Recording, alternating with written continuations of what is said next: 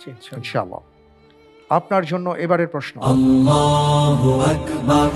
আল্লাহ সুবহানাহু ওয়া তাআলা কোন কোন নবীকে হাত ও চোখের অধিকারী বলে সম্বোধন করেছেন? এ. ইসমাঈল, ঈসা, মুহাম্মদ সাল্লাল্লাহু আলাইহি সাল্লাম। বি. মূসা, হারুন, ইউসা আলাইহিমুস সালাতু ওয়াস সালাম। সি. নূহ, ইব্রাহিম, ঈসা আলাইহিমুস সালাতু ওয়াস সালাম। ডি. ইব্রাহিম, ইসহাক, ইয়াকুব আলাইহিমুস সালাতু ওয়াস সালাম।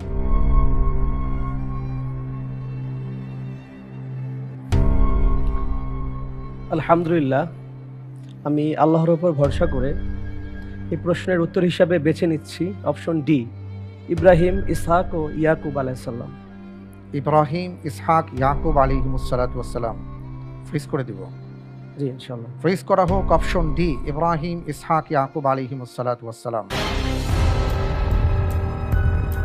কাজী মারুফ ভাই, আপনি জানেন যে তৃতীয় ধাপে আপনি আছেন। প্রত্যেকটি প্রশ্নের উত্তর আপনার জন্য এতটা গুরুত্বপূর্ণ যেটা অমূল্য আমি বলবো। আপনি উত্তর দিয়েছেন বা অপশন চুজ করেছেন ডি, বুঝে শুনে করেছেন। জি, আপনি মনে করছেন যে আপনি যেটা বলেছেন এটা ঠিক আছে। মনে হচ্ছে। আপনি যে উত্তরটি দিয়েছেন আপনার উত্তরটি সঠিক উত্তর। আলহামদুলিল্লাহ। ওয়াযকুর ইবাদানা ইব্রাহিম, ইসহাক ওয়া ইয়াকুব উলিল আইদি ওয়াল আবসার। আল্লাহ সুবহানাহু ওয়া তাআলা বলেছেন, হে মুহাম্মদ সাল্লাল্লাহু আলাইহি ওয়াসাল্লাম, স্মরণ করুন হাত ও চোখের অধিকারী আমার বান্দা ইব্রাহিম, ইসহাক ও ইয়াকুব আলাইহিমুস সালাতু ওয়াস সালামের কথা। সূরা সদ ৪৫ নম্বর আয়াত।